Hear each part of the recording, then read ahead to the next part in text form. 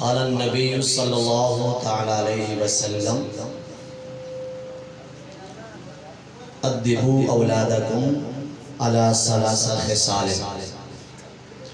حب نبیکم وحب اہل بیتہ وقراءۃ القرآن او کما قال علیہ السلام ان اللہ وملائکتہ یصلون علی النبی یا ایہا الذین آمنوا صلوا علیہ وسلموا تسلیما اللہم صلی علی سیدنا و مولانا محمد وعلی آل سیدنا و مولانا محمد و اصحاب سیدنا و مولانا محمد مبارک وسلم وصلی علیہ۔ سب سے پہلے ان گھر والوں کو مبارکباد پیش کرتے ہیں کہ انہوں نے محفل میلاد سجائی، اسی طریقے سے ساتھ ساتھ ختم قرآن کی محفل بھی سجائی۔ یہ دونوں محفلیں بڑی عظمت والی ہیں، اور جتنے بھی سامعین یہاں پہ حاضر ہیں، بالخصوص سادات کرام، اللہ رب العالمین ان سب پہ کرم فرمائے، محبوب کی محفل کو محبوب سجاتے ہیں، آتے ہیں وہی جن کو سرکار بلاتے ہیں۔ یہ محفل ایسی ہوتی ہے کہ اس محفل میں دعوت عام ہوتی ہے، لیکن آتا وہی ہے کہ جس کا نام عرش معلیٰ پہ لکھا ہوتا ہے۔ ہر آدمی اس محفل کو اٹینڈ نہیں کر سکتا۔ یہ محفل بابرکت محفل ہوتی ہیں، اور ایسی محافل پہ اللہ رب العالمین کی رحمت کے فرشتے نازل ہوتے ہیں۔ حدیث مبارکہ بڑی مشہور ہے کہ جہاں پہ اللہ اور اس کے رسول کا ذکر ہو تو وہاں پہ اللہ رب العالمین کے رحمت کے فرشتے آسمان سے نازل ہوتے ہیں۔ اب اس علاقے کے اندر اس بستی والے بڑے خوش نصیب ہیں کہ جہاں پہ ایسی محفل ہو وہاں رحمت کے فرشتے نازل ہوں، اللہ کی ایک خاص سکینہ نازل ہوتی ہے، خاص رحمتیں نازل ہوتی ہے۔ یہ مبارک محفل ہے، اس محفل میں اللہ رب العالمین کی رحمت کا نزول ہوتا ہے۔ میرے معزز سامعین کرام، اس سے پہلے استاد محترم نے بڑی تفصیلی گفتگو آپ کے سامنے پیش کی، صرف دو باتیں آپ کے سامنے پیش کرتا ہوں۔ حدیث مبارکہ جو میں نے آپ کے سامنے تلاوت فرمائی، اس حدیث کے اندر تین باتوں کا ذکر کیا ہے۔ اس حدیث کے اندر تین باتیں کون سی ہیں جو ذکر کی ہے؟ پہلی بات اس کے اندر جو ذکر ہے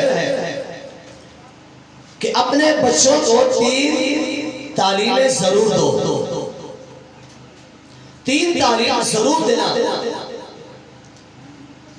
ویسے تو تعلیم بچوں کو چھوڑ لیا جاتا ہے مدارس کے اندر، مساجد کے اندر یا سکولوں کے اندر، لیکن یہاں پہ جو بات آپ کے سامنے میں کرنے لگا ہوں وہ کوئی خاص بات آپ کے سامنے بیان کرتا ہوں میں کہ تین تعلیمیں کون سی ہے۔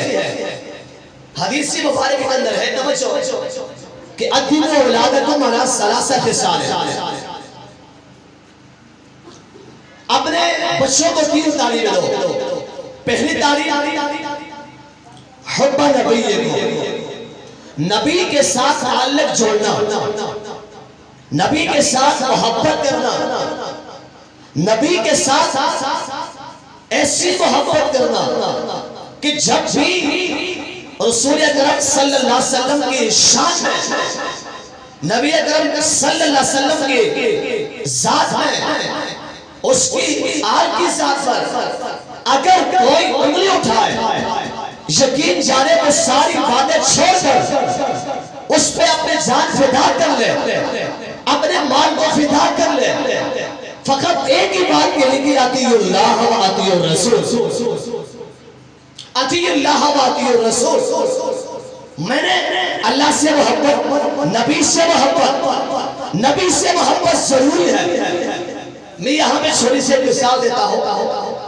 شیطان کے پاس 14 علوم ہے، معلم ملکوت گزرا ہے، رب العالمین کی عبادت کر رہا ہے، سجدے کر رہا ہے، کائنات کے چپے چپے میں عبادت کی ہے، ہر جگہ عبادت کی ہے، سجدہ کیا ہے، پھر اس میں نکالا کیوں ہے؟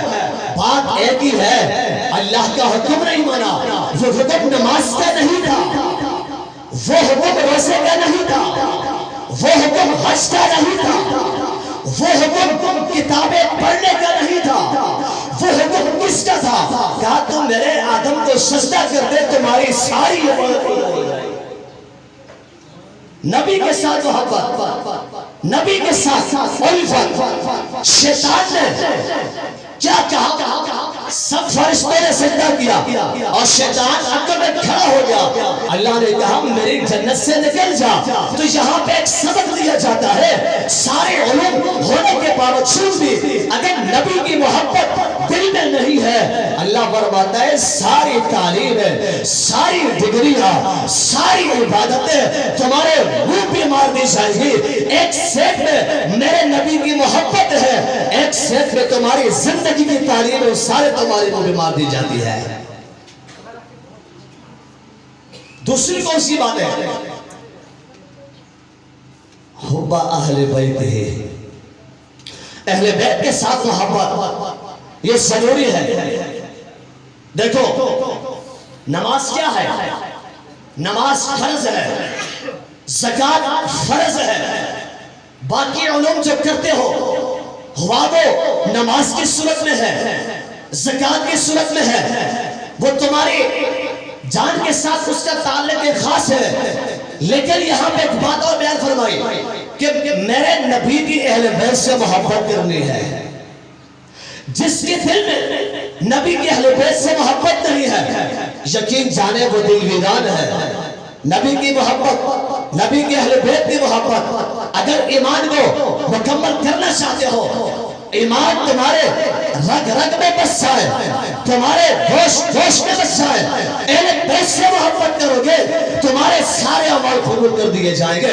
اور اگر اہل بیت سے محبت نہیں ہے، یقین جانے وہ ساری عبادت کرتا رہے، سارے اعمال کرتا رہے، وہ اہل بیت کی محبت دل میں نہیں ہے، اس کی عبادت بھی قبول نہیں ہے۔ حدیث مبارک کے اندر ہے، حالانکہ یہ حدیث مبارک اکثر بیان کی جاتی ہے، اس کو امام رازی نے نقل کیا ہے تفسیر کبیر کے اندر، ہے روایت صحیح لیکن اس کو عمل میں استعمال کر سکتے ہیں، اس کو ضعیف روایت ہے لیکن اعمال میں استعمال کر سکتے ہیں۔ وہاں پہ امام رازی کیا فرماتے ہیں؟ فرمایا کہ من مات علی حب آل محمد مات شہیدا، من مات علی حب آل محمد مات مغفورا۔ بہت ساری آگے پیچھے روایت ہے، کہا جس نے میرے نبی کے اہل بیت سے محبت کی، اول سے آخر تک ساری زندگی میرے نبی کی اہل بیت کی محبت میں رہا، اگر یہ مرے گا تو اس کو شہادت کی موت نصیب ہوگی۔ یہ شہید مرے گا، اس کو شہادت کا درجہ مل جائے گا۔ اور فرمایا جس نے میرے اہل بیت سے محبت کی، فرمایا یہ بخشا ہوا مر جائے گا، اس کی مغفرت ہو جائے گی۔ یاد رکھے حدیث مبارک کے اندر اللہ کے نبی صلی اللہ علیہ وسلم نے فرمایا میری اہل بیت کی مثال، میری اہل بیت کی مثال نوح علیہ السلام کے کشتی کی طرح ہے، نوح علیہ السلام کے بھیڑے کی طرح ہے۔ کیا اس میں جو سوار ہو گئے تھے وہ سارے کے سارے بچ گئے تھے، طوفان نوح سے بچ گئے تھے۔ اس طوفان جو آسمانوں سے باتیں کر رہا تھا، سارے پہاڑ ڈوب گئے تھے، لیکن جو نوح علیہ السلام کی کشتی میں سوار ہوئے وہ سارے کے سارے مرنے والے تھے، وہ سارے بچ گئے ہیں۔ کہ دنیا کے اندر اگر اپنے نجات چاہتے ہو، آخرت میں جنت چاہتے ہو، تو میرے نبی کے اہل بیت سے محبت کر لو۔ اچھا یاد رکھے اہل بیت سے محبت ہم اس کی اعمال کی وجہ سے نہیں کرتے. بعض کے ذہنوں میں یہ بات بھی ہوتی ہے آیا نماز پڑھے گا.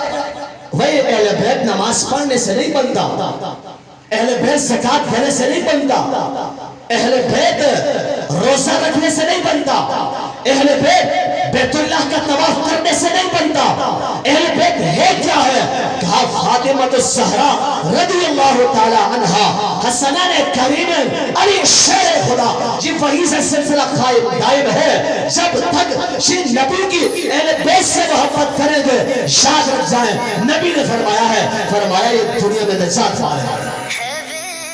اور ایک حدیث کے اندر ایک اور بات بھی ہے, فرمایا کہ میرے اہل بیت کے مثال ایک یوں بھی بیان فرمایا کہ جس طرح کے رات کو آسمان پہ ستارے زمین والوں کے لیے زینت کا باعث ہے.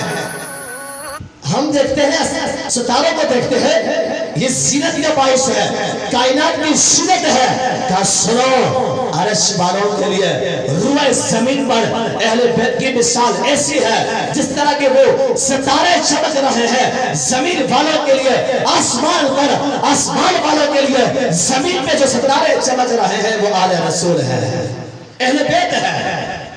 اور قرآن کریم کے اندر کیا ہے؟ سورہ اشورا کے اندر کیا بیان فرمایا کہ قل لا اسألکم علیہ اجرا, قل لا اسألکم علیہ اجرا. اے نبی آپ اس سے فرما دیجئے میں آپ سے کوئی اجرت طلب نہیں کرتا, مال طلب نہیں کرتا. اس معاملے میں مال طلب نہیں کرتا, جائیداد طلب نہیں کرتا, مجھے کسی چیز کی ضرورت نہیں ہے. بس ایک ضرورت ہے کہ تم میری اہل بیت سے محبت کرو, اہل بیت سے محبت کرو. اس حدیث کا تیسرا جز جو ہے وہ کیا ہے؟ کہا وقراءۃ القرآن, قرآن کریم کی تلاوت کرنا. قرآن کریم کی تلاوت بھی کیا ہے بھائی؟ یہ قرآن کریم کی تلاوت ایمان یہ روح کی غذا ہے. قرآن کریم کی تلاوت کیا ہے؟ روح کی غذا ہے. یاد رکھے مفسرین محدثین نے اور صوفیاء نے یہاں پہ ایک قول نقل کیا ہے. وہ بیان کرتے ہیں ہم جس طرح چلنے پھرنے کے لیے زندگی کی ضروریات کے لیے ہم کھانا کھاتے ہیں, پانی پیتے ہیں, چلتے پھرتے چلنے پھرنے کے لیے ہمارے جسم میں طاقت کا ہونا ضروری ہے. ہم کھائیں گے تو چلیں گے, ہم کھائیں گے تو ہم نماز پڑھ سکیں گے, حج کر سکیں گے. یہ ساری چیزیں ہیں. کہا سنو جو جسم کو تو غذا دیتا ہے روح کو غذا نہیں دیتا, اس کو ساری چیزیں بری بری نظر آتی ہیں, وہ خود ہی برا ہوتا ہے. اور یاد رکھے جس کی روح زندہ رہے گی, اور روح کس سے زندہ رہتی ہے؟ قرآن کریم کی تلاوت سے, اللہ کے ذکر سے. اور قرآن کریم کی تلاوت کیا ہے؟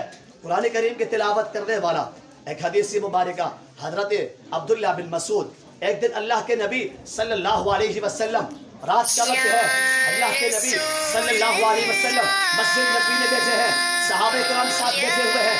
دیر تک آپ آئے باہر نکلے. عبداللہ بن مسعود اپنے گھر میں اونچی اونچی آواز سے تلاوت کر رہا ہے, اللہ اکبر. میرے نبی نے فرمایا اے میرے صحابہ سنو, آج اگر یہ عبداللہ بن مسعود اس وقت اللہ رب العالمین سے جو بھی مانگے گا اس سے اللہ عطا فرمائے گا, جو چیز مانگے گا اللہ عطا فرمائے گا. تو جاؤ اسے خوشخبری دے دو, جاؤ اسے خوشخبری دے دو. اللہ کے نے فرمایا جاؤ اسے خوشخبری دے دو. تو صحابہ میں سے حضرت ابوبکر نے کہا یا رسول اللہ میں چلا جاؤں, یا رسول اللہ میں چلا جاؤں. دوسرے نے کہا میں چلا جاؤں. اور اس کے بعد ہوتا ہی کیا ہے, جب یہ چلے گئے اس میں سے ایک صحابی چلا گیا اور خوشخبری دی, اے عبداللہ بن مسعود آپ کے لیے خوشخبری ہے, اس وقت آپ جو بھی دعا کریں گے آپ کی دعا قبول ہوگی. عبداللہ بن مسعود نے دنیا نہیں مانگی, عبداللہ بن مسعود نے مکان نہیں مانگا, عبداللہ بن مسعود نے جائیداد نہیں مانگی, عبداللہ بن مسعود نے کوئی چیز نہیں مانگی, ایک چیز مانگی ہے. کہا میں کل قیامت میں اللہ اس کے نبی کے ساتھ رہ جاؤں, یہ میرے لیے کافی ہے. یہی ہے تین چیزیں, قرآن کریم کی تلاوت کرنا, اہل بیت سے محبت کرنا, اور اسی طریقے سے یہ یاد کرنا ضروری ہے, بہت ضروری ہے. دعا فرماتے ہیں کہ اللہ رب العالمین جو پڑھا ہے ہمیں اس پر عمل کی توفیق عطا فرمائے. آمین بجاہ النبی.